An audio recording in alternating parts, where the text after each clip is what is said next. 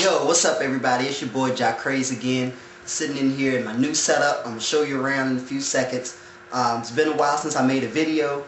I'm going to go ahead and pretty much just answer a big question that a lot of you have. I've seen from the first video. Got a lot of messages, a lot of comments asking how do you sync the MPC and your keyboard together so that they can play at the same time, record at the same time, and everything like that. But anyway, this is pretty much all this video is going to be. I'm not going to make a beat on this one. Probably just do a little whack something to show you how to do it. So I figured this would be better than me just copy and pasting the same response to everybody, seeing as, you know, that might be a little too impersonal. So anyway, let me know what you think. Okay, the first thing I'm going to do is just show you around my new setup. I've moved everything from my home, and I'm now here in my church. Actually, it's one of the classrooms. We've turned it into a media room, where we pretty much be doing all of our recording and things like that for the service, as well as like CDs and tapes and videos or whatever. That's pretty much the duplication side, and you can see it's messy. I don't fool with that side, so it has nothing to do with me. This side is my side, the fun side, the beat production side, music production, all that blah blah blah. But anyway, I'm going to turn the light off so you can see it better, and I'll just walk you through connecting your MPC and your keyboard. And now the first thing you want to do is actually hook in the MIDI cable. This is a MIDI cable. It's, as you can see, that's the inside looks like.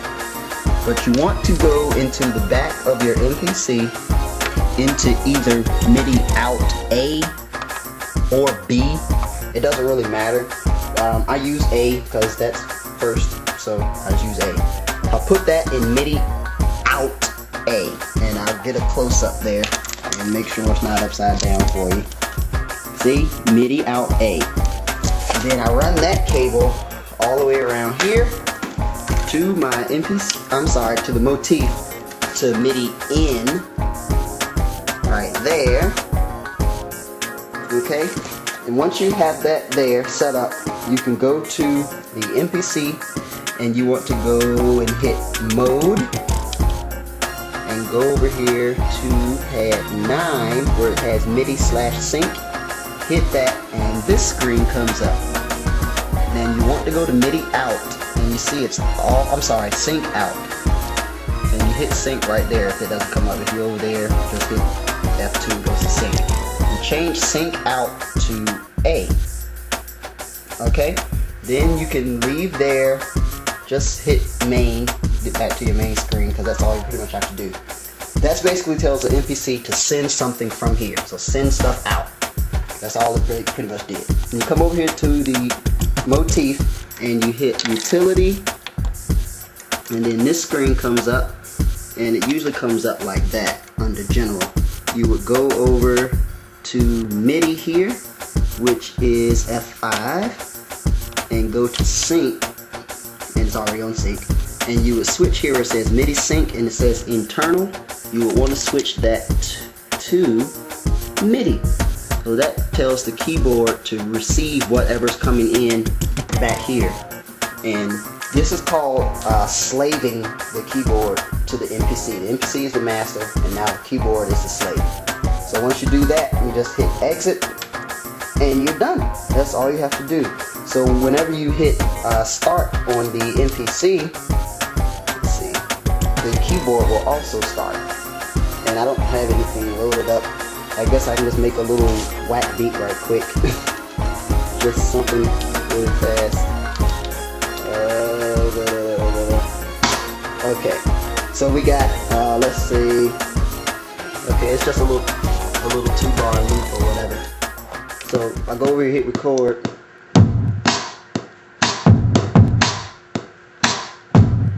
Okay, so you got that going, and you can hit stop or whatever.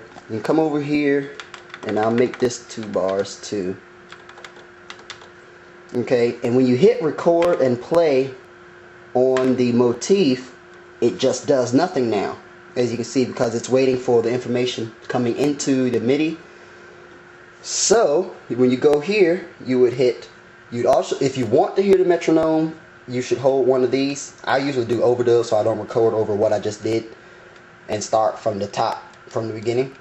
Or you can just hit play and it'll start without the counting. So I hold this, hit play, 3, 4.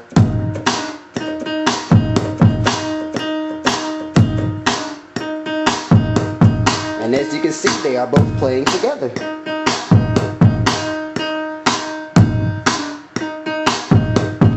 Okay, so that's pretty much how you do it. That's how I do it. You can also actually set up a MIDI cable that goes from the motif back into the MPC and actually play what's on the pads on the keys, but I haven't really done that. I haven't found the need to do it. So, but it can be done. I've never done it, so you might not want to ask me how to do it, but anyway, I'm pretty sure it's about the same way. But anyway, that's pretty much how you do it. And if you have any other questions, oh no, I'm sorry, I'm supposed to tell you one other thing. I had another question of how to get it all into Pro Tools. The keyboard is not actually playing audio from here. This only carries information. It doesn't carry sound. Sound comes out of these right here, your outputs. So I'm going from my outputs here. Oh, and I unplugged it. Out of the inputs into this little multi-mixer right here. Goes into channel 1 and 2, left and right. And I also have the MPC. Audio is going into here on 3 and 4, left and right. And out of here into the inbox, which is, you know, you plug it in the back. So if you have the inbox, you know what I'm talking about.